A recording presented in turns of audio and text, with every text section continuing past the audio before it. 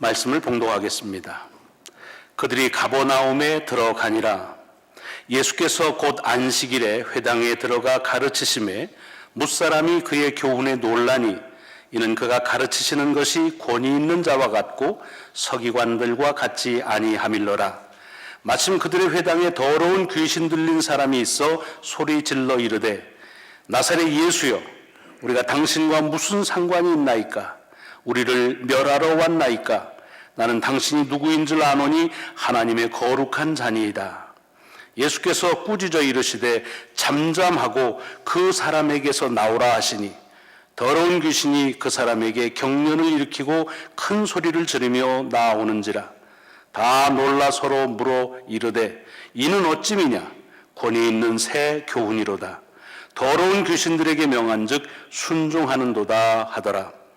예수의 소문이 곧 온 갈릴리 사방에 퍼지더라. 아멘, 아멘. 오늘 우리에게 주신 이 말씀이 한 주간 여러분의 삶을 인도하는 능력과 권위와 고난의 말씀이 되시기를 주의 이름으로 축원합니다. 즉 우리는 지난주에서 두 번째로 예수께서 갈릴리에 가신 말씀을 같이 이어가고 있습니다. 마가복음 전체로 보면 19번째 말씀을 같이 나누고 있습니다. 가버나움, 왜 가버나움으로 가셨을까? 가버나움은 작은 갈릴리의 어촌입니다. 그런데 지금 예수님께서 이 땅에 오신 것은 인류 구원에 하나님 나라를 선포하는 일은 참 위대한 그리고 엄청난 사역을 이루시기 위한 겁니다. 그런데 사람의 생각으로 볼 때 그런 일들을 이루기에 가버나움은 너무 초라합니다. 너무 작습니다. 너무 외졌습니다. 그래서 이런 하나님의 사역에 걸맞는 그런 사이즈가 못 됩니다. 굳이 팔레스타인 지역에서 그 일을 하기 위해서 택하자고 한다면 예루살렘이 낫고, 사실은 예루살렘만 하더라도 아는 사람이 조금 지중해 연화로 넘치면 별로 없습니다. 그러니까 아덴이든지 알렉산드리아든지 아니면 로마든지 이런 곳을 택해야만 그곳에서 일어나야 무슨 일이 일어날 때 파급의 효과가 큰 것입니다. 그 좀 큰 규모로 갔어야만 되는데 왜 하필 잘 모르는 갈릴리의 변방인 그런 가버나움에서 그의 사역을 시작하셨을까? 뭐 세상이 시끌시끌하니까 그냥 우리들끼리 이렇게 은둔하면서 그렇게 살자? 그냥 오손도손 함께 재밌게 지내자? 그러진 않은 것입니다. 지난주에 말씀드린 대로 가버나움을 택한 것은 그것은 예수 그리스도의 선택이 아니었습니다. 그것은 오래전에 이사야를 통해서 바로 그곳을 통해서 하나님의 복음의 역사는 그리스도를 통하여 이루시겠다고 하시는 하나님의 약속이 있으셨고, 예수께서는 그 약속대로 가버나움을 향하신 것입니다. 그러니까 가버나움은 그것은 예수 그리스도의 개인적인 선택이 아니라 하나님의 약속이 약속대로 이루어지고 있는 것을 우리에게 보여주십니다. 저는 그런 의미에서 교회가 가버나움 같지 않는가 하는 겁니다. 가버나움, 사이즈로 보면 다른 도시에 비할 것 없는 것처럼 사실 규모로 보자면 교회가 뭐 그렇게 내세울 만한 게 없잖아요. 뭐 그렇게 규모가 대단한 것도 아닙니다. 영향력으로 봐도 교회보다 훨씬 더 영향력 있는 뭐 백악관, 청와대, 뭐 그것까지 아니라도 무슨 월스트리트 이런 데로 가면 훨씬 더 파급 효과는 클 것입니다. 근데 왜 우리가 이 교회로 우리를 부르셔서 교회를 되게 하셨는가? 그것은 세상 어수선하니 또 우리끼리 모여가지고 그냥 가족처럼 화목하게 오붓하게 이민생활 서로 위로하며 지내자. 물론 그것이 전혀 없는 건 아니지만 그것이 주목적은 아닙니다. 이 교회로 우리를 교회되게 하신 이유도 한 가지뿐입니다. 그리스도의 몸된 교회가 이 땅의 모든 충만한 것들을 충만케 하신다고 하는 하나님의 약속 때문에 모인 것입니다. 그렇기 때문에 교회는 마치 가버나움이 아데네나 로마처럼 클 이유가 없는 것처럼 우리는 교회의 규모나 사이즈를 가지고서 말할 것이 아니라 그 약속을 믿는 이들이 모였는가 하는 것이 중요하다는 것입니다. 오늘 우리가 이 교회를 이룬 것은 단 한 가지의 이유, 그 주께서 이루시길 위한 교회를 통한 하나님의 복음의 사역의 약속을 이루기 위한 것이다. 이것이 우리 속에 다시 한번 다짐되어야 될 것입니다. 자, 그래서 그 주님께서 가버나움에 가셔서 마가가 전하는 기록으로 보면 맨 처음 안식일이 되어 회당에 가셔서 가르치셨다고 되어 있습니다.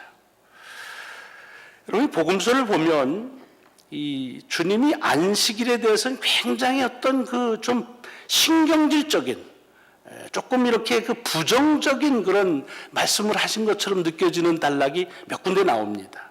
특별히 그래서 그것 때문에, 안식일 문제 때문에 바리새인이나 율법학자들은 제사장들과 자꾸 논쟁을 하는데 그 논쟁의 주 요점이 안식일이 될 때가 많습니다. 그래서 우리 생각에는, 얼핏 생각하면 주님은 안식일만 되면 오늘 또 어디 가서 사고 칠까, 어디 가서 일 낼까 하는 생각을 가지고 전통적인 안식일에 대해서 그렇게 긍정적인 마인드를 안 가지신 것처럼 여겨집니다. 그러나 그것은 우리가 어떤 그 강조되어지는 말씀에 잡혀 있기 때문이지, 복음서만 넓게 보더라도 복음서 속에 보면 예수님께서 여기 이 가버나움만이 아니라 그의 고향인 나사렛 또는 그 갈릴리 주변의 모든 도시와 마을, 더 나가서 복음서에 보면은 유대의 모든 고을과 마을에서 안식일에 회당에 가셔서 가르치셨다, 그렇게 되어 있습니다. 그러니까 안식일에 주께서 하신 것은 여상한 다른 유대인들이 한 것처럼 회당을 찾아서, 그래서 그곳에서 하나님의 말씀을 선포도 하시고 아마 듣기도 하셨겠죠. 말씀을 깨닫게도 하시고 깨달음을 가지시기도 하셨겠죠. 이런 일을 했습니다. 여러분, 이 회당이라고 하는 것은 사실 지금은 유대인들에게 있어서 매우 상징적이고 신앙의 큰 축을 이루는, 중심을 이루는 곳입니다. 그러나 원래부터 이스라엘에 회당이 있었던 것은 아닙니다. 그들이 하나님을 믿는 데는 오로지 성전이면 좋겠습니다. 그래서 예루살렘 성전에서 하나님께 예배드리는 것으로 하나님과의 관계는 회복이 되고 다시 새로운 삶을 살 수 있는 용서의 여건들을 마련했습니다. 그런데 바벨론에 의해서 침공을 당해 예루살렘 성전이 붕괴되고, 그리고 사람들은 바벨론으로나 또는 335로 이제 찢겨나갑니다.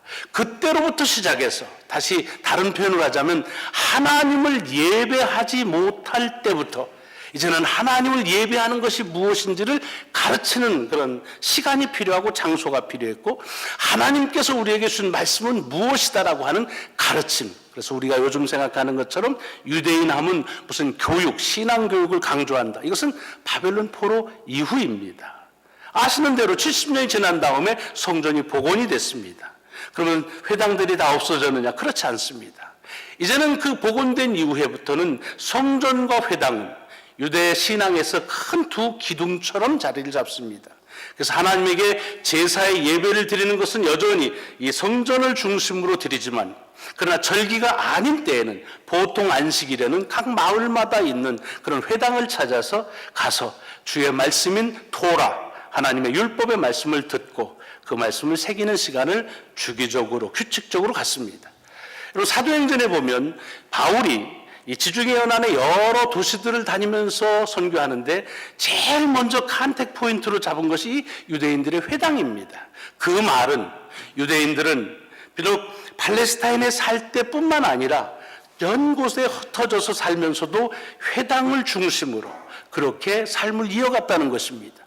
그것은 회당이라는 한 장소를 의미하는 것이 아니라 회당에서 선포되어지는, 회당에 가서 들을 수 있는 그런 하나님의 말씀이 그들 삶의 중심을 이뤘다라고 그렇게 볼 수가 있습니다.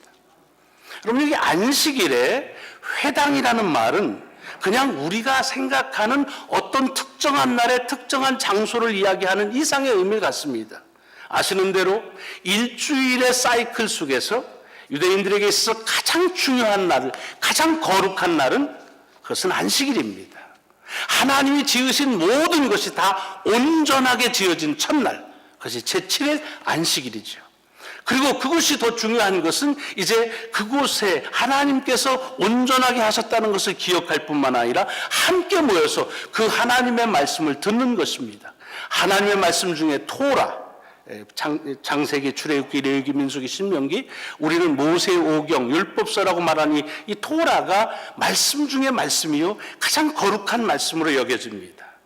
그렇게 안식일, 가장 거룩한 날, 가장 거룩한 말씀을 들을 수 있는 곳이 어디냐? 그것이 회당이고, 그래서 회당은 참으로 거룩한 곳이다, 이것이 유대인들의 오랜 전통에서 이어져 온 그와 같은 신앙의 축을 이루는 그런 전통입니다. 자, 그런데 바로 그 안식일에 그 회당에 가셨다는 것입니다. 새삼스럽지 않다는 거예요. 일상이라는 거예요. 근데 저는 이 일상적인 이 복음서에서 말하는 예수께서 안식일에 회당에 가셨다고 할 때 불현듯 이런 질문을 떠오르게 됐습니다. 여러분은 질문해 보셨는지 모르지만 지금 말하는 것처럼 이 회당은 참 거룩한 곳입니다. 하나님의 말씀이 선포되어지는 곳입니다. 봉독하는 곳이니까. 그 다음에 안식일입니다. 그런데 거기에 어떻게 귀신 들린 자가 들어갈 수 있을까? 어떻게 그것도 더러운 귀신, 다른 표현은 악령이라고 그러고 다른 데는 사단이라고 그랬습니다. 다 같은 겁니다. 그런 악령 들린 자가 어떻게 회당 속에 같이 있을 수 있을까? 그럼 가능하다고 보십니까? 저는 상식적으로 말할 땐 이건 뭔가 좀 이상하다 하는 생각을 가졌습니다. 왜냐하면 여러분, 더러운 귀신은 거룩과 잘 어울리질 않습니다. 거룩한 곳에는 더러운 영의 존재를 허용하지 않습니다. 물론 지금도 사단은 언제나 그래서 우리로 하여금 하나님의 거룩함에서 멀게 합니다. 멀게 합니다. 여러분, 사단의 유혹이라는 게 다른 거 없어요. 하나님의 거룩하심에서 자꾸 멀어지는 삶, 이것이 사단의 유혹입니다. 생각해 보세요. 우리를 지으신 하나님이 우리를 만나시는 것을 거북하게 생각하시겠습니까? 아니면 그분의 지으심을 받은 우리가 하나님께 가까이 가는 것을 주저하겠습니까? 그렇지 않습니다. 근데 거기에는 사단의 개입함으로 인해서 그래서 자꾸 멀어집니다. 제가 목회 40여 년 하면서 하나님을 향해서 가까이 가는, 그것이 교회를 향하는 것이든 찬양을 하는 것이든 기도하든 말씀을 보든, 이것과 더불어서 그곳에 멀어지면서 나는 하나님께 더 가까이 간다. 글쎄요, 그런 경험 있으신 분 있으시면 제게 말씀해 주세요. 제가 예화로 쓰겠습니다. 근데 그런 분은 없습니다. 왜? 사단은 우리로 하여금 우리로 하나님에게서 자꾸 멀어지게 합니다. 그런데 이것 때문에 사실은 거룩한 회당에 더러운 귀신 드는 자가 있다고 하는 것이 좀 이상하게 느껴진 것입니다. 근데 가만히 생각을 해보니까 이 말씀이 이런 이유에서였겠구나 하는 그런 깨달음을 받았습니다. 그건 뭐냐? 여러분, 우리가 오해하는 것은 사단은 우리로 하여금 하나님에게서 멀어지게 하는 역사를 합니다. 그런데 그것은 곧 사단이 있는 곳이 하나님에게서 먼 곳이라는 뜻은 아닙니다. 생각해 보세요. 하나님하고 멀리 있는데 사단이 가서 무슨 일을 하겠어요? 교회 계속 똥치고 찬송도 안 하고 기도도 안 하고 그냥 룰루라라 노는 데 가가지고서 뭘 하겠어요? 무엇을 통해서 하나님을 멀게 하겠어요? 그냥 내비두면 멀어졌는데요. 이게 혼돈입니다.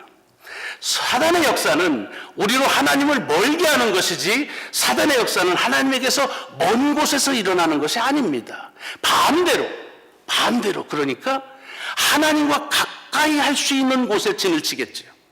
하나님을 알 수 있는 곳에 자리 잡겠죠. 그래서 하나님의 말씀을 듣지 못하도록 하고 하나님을 알지 못하게 하는 역사를 하겠죠. 그러고 보니까 그것이 어디겠는가?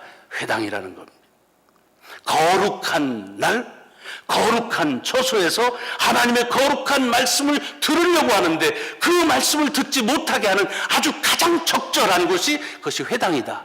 사단에겐 그렇다는 겁니다. 그러고 보니까 더러운 귀신이 회당에 있다는 말이 낯설지가 않고 이것이 경종하라는 말씀이구나 하는 생각을 가져봅니다.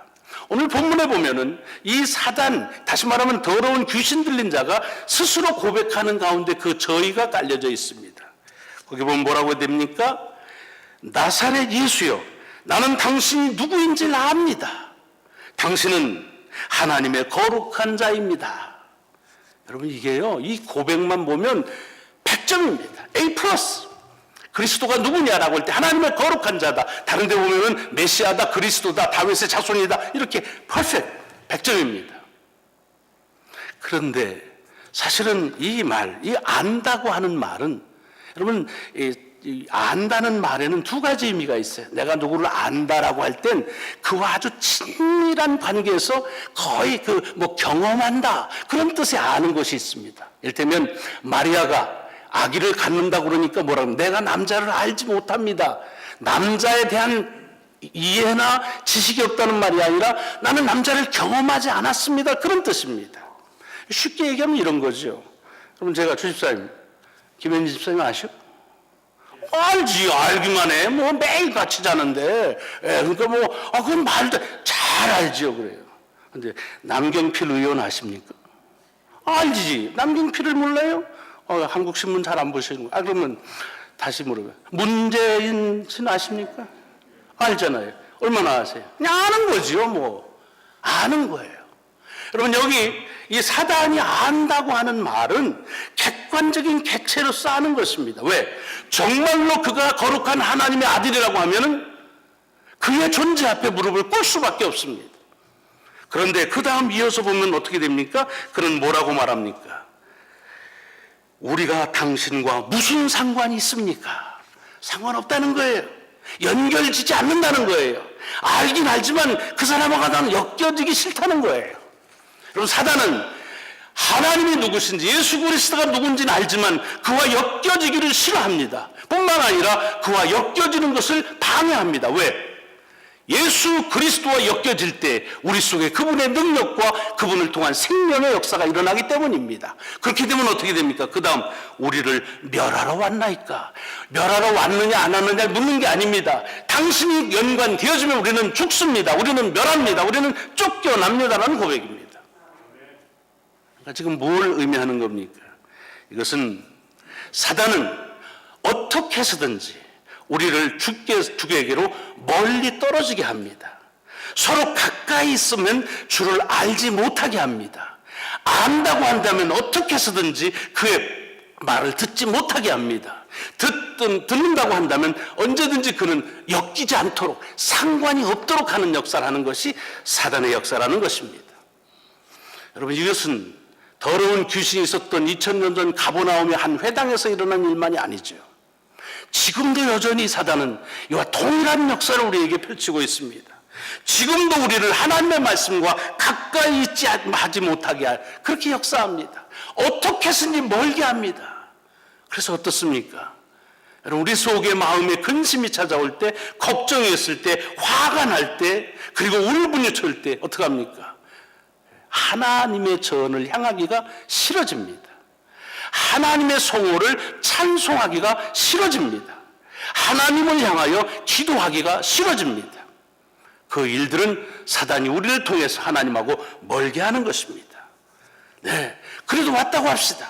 하나님께 가까이 왔다고 합시다. 그리스도에 가까이 왔다고 한다면 말씀이 선포되어지는 이 회당과 같은 곳이 교회입니다. 말씀이 선포될 때 어떻게 합니까? 어떻게 해서든지 듣지 못하게 합니다. 졸게 하든지 딴 생각을 하게 하든지 뭐게 하든지 듣지를 못하게 합니다. 들었다 합시다. 들었다 한다면 그 다음에는 마지막으로 꼬이질 않게 합니다. 상관이 없게 합니다. 객관화시킵니다. 여러분, 여러분의 삶에서 사단의 역사가 얼마나 리얼하게 지금도 진행되고 있는지를 우리가 한번 살펴볼 필요가 있습니다. 본문을 다시 보면은 이런 사탄의 역사에 대해서 주님은 뭐라고 말씀하십니까? 잠잠하라, 그리고 그에게서 나오라 라고 말합니다. 여러분, 여기 사단을 쫓아내는 또는 사단으로부터 자유하는, 그의 결박에서 자유해지는 그런 대단히 중요한 말씀이 이 가운데 담겨져 있습니다. 주님께서는 어떻게 사단을 내어 쫓았습니까? 어떻게 했습니까? 무슨 매직을 했습니까? 아니면 무슨 큰 강력한 외부적인 파워를 동원했습니까? 그렇지 않습니다. 뭘 했지요? 말을 했습니다. 말씀. 사단이 하고 있는 것을 잠잠하고 그리고 당신의 말을 하고 있습니다. 이게 사극으로 말하자면 이런 거예요. 그 입 다물라, 그런 뜻입니다. 왜 그렇습니까? 여러분, 말에는 다 능력이 있습니다. 사단의 말에도 능력이 있어요. 그래서 사단의 말을 듣게 되면 사단에게 매일 수밖에 없습니다. 그럼 생각해 보세요. 하나님의 말씀이 선포되어지는 곳에 그게 한 주도 아니고 계속해서 그가 거기에 있었다고 한다면 어떻게 가능하겠습니까? 그의 말을 잠잠하게 못했기 때문입니다. 그래서 그 말의 능력에 그들을 장악했기 때문입니다. 주께서 그 입 다물라, 잠잠하라는 것입니다. 불안, 걱정, 근심, 불평, 그 입 다물라. 그에게서 나오라. 말씀을 통해서 그를 쫓아내셨다. 여기서 중요한 것은 뭡니까? 주의 말씀은 능력이라는 것입니다. 여러분, 오늘이 성령 강림절입니다. 초대교회 성령께서 강림하셔서 저들에게 권능이 임하고 그리고 증인이 된 사건을 얘기하고 있습니다. 여러분, 이것이 어느 날 어쩌다 일어난 해프닝이 아닌 것을 잘 압니다. 주께서 약속하셨습니다. 승천하시기 전에, 아니 십자가에 달리기 전부터 보혜사 성령이 너희에게 오면은 너희가 내 말을 기억하게 하고 깨닫게 될 것이다 말씀하셨고, 부활하신 다음에 다시 제자들에게 이제 너희들이 이곳에서 기다리라. 그리하면 성령이 임할 터인데, 임한 다음에 그에게 오는 증거들이 뭐였습니까? 권능, 파워를 받게 될 것이다. 근데 그 파워를 가지고 어떻게 한다는 거예요? 그 다음에는 증인이 된다는 말입니다. 증인이 뭐 하는 사람입니까? 증인은 말하는 사람입니다. 파워, 것은 우리로 말하게 한다는 것입니다. 그래서 그날 일어난 사건이 뭡니까? 그렇게 주저하고 있던 제자들이 하나님의 행하신 크신 역사를 시력의 국가의 사람들이 전에 듣지 못했던 자기의 말로 말함으로 들었다는 것입니다. 성령님의 역사는 말씀의 역사요, 말씀의 역사는 능력의 역사라는 것입니다. 아멘. 여러분, 우리가 이곳에서 하나님께서 다시 우리에게 성령으로 역사하신다는 그것을 기대할 때, 그래요, 그것이 여러분에게 뜨겁게 임할 수도 있습니다. 그러나 차가울 수도 있습니다. 뒤로 넘어지실 수도 있어요. 넘어졌다 일어설 수 있어요. 금리빨이 생길 수도 있고 뭐 금사라기가 생길 수도 있어요. 다 가능해요. 그러나 그 중심에 우리의 입을 열어 하나님의 행하신 크신 역사를 말하지 아니하면 그것은 사단의 역사입니다. 말씀은 능력임을 다시 우리에게 확인해 주는 것이 성령 강림의 역사라는 것입니다. 주께서 가버나움에서 이 귀신을 내어 쫓는 역사를 일으키신 것입니다. 그러므로 증인이 되라는 말은 말을 하라는 말이요, 말을 하라는 말은 이제 너희가 사람들로 하여금 내가 누군지를 알게 하리라, 내 말을 듣게 하리라, 그리고 나와 상관이 있게 하리라, 그리고 귀신들을 내어 쫓는 권세를 가지리라 하는 말씀입니다. 오늘 컨포메이션 클래스, 올해는 몇 명 안 되는 조그만이지만 뭐 얼마나 귀한 두 아이입니까? 아이들이 유아 세례를 받고 다시 그것을 컨폼합니다. 견신한다. 다질 견자 믿을 신자입니다. 믿음을 어떻게 다집니까? 이게 무슨 떡시루도 아니고 말이지, 무슨 흙도 아니고 어떻게 다진다는 겁니까? 우리의 삶 속에서 우리의 신앙의 가장 원초적인 근거를, 그것을 다시 확인하는 것입니다. 우리의 신앙은 언제부터 비롯됐는가? 그럼 성령께서 우리에게 오심으로 시작되었다고 말합니다. 그럼 성령의 오심이 무엇인가? 그것은 우리가 주저하고 망설여서 말하지 못하였던 예수 그리스도를 통한 하나님의 역사를 말하게 하는 것입니다. 그것이 증인이 된다는 말씀이요, 그것이 컨펌하는, 다시 우리의 믿음이 믿음답게 해주는 그런 귀한 역사라고 하는 것입니다. 오늘 우리에게 성령 강림주일, 컨포메이션을 통해서 이 가버나움, 그 속에서 더러운 이 귀신의 역사, 어떻게든지 주님을 멀게 하고 주님의 말씀을 듣지 못하게 하고 그리고 주님과 상관을 갖지 못하게 하는 역사를 말씀을 통해서 저지하실 뿐만 아니라 그 말씀이 능력이라는 사실을 보여주므로 다시 주님을 만나게 하시고 주님을 알게 하시고 주님과 연관을 맺게 하시고, 그래서 그 말씀이 능력이라고 하는 사실을 깨닫게 하시는 주의 귀한 가르침이십니다. 우리가 이곳에 왜 모였습니까? 물론 이민자의 삶에서 어렵고 힘든 거 서로 위로하는 것도 참 좋은 일입니다. 마음 맞는 사람끼리 일주일에 한 번씩 모여서 서로 간에 가졌던 어려움들을 나누는 일, 귀한 일입니다. 그러나 우리의 신앙의 근본은, 이 교회는 하나님의 말씀이 능력이라고 하는 사실을 믿는 믿음 없으면, 글쎄요, 우리가 서로를 위하는 일들은 차라리 아멘데일 가는 게 낫지 않을까요? 서로에게 위로된다는 말은 차라리 찜질방 가는 게 낫지 않을까요? 하나님의 말씀이 이곳에서 선포되기에, 이곳에서 하나님의 말씀의 능력을 내게 주어진 하나님의 약속으로 믿고 한 주간의 삶 속에서 다시 그 말이 내 입술에서 떠나지 않을 뿐만 아니라 증인으로서 말하게 하게 될 때 그 말씀을 통해서 하나님의 약속하신 능력의 나타남을 믿으며 살아가는 저와 여러분이 되시기를 주의 이름으로 축원합니다.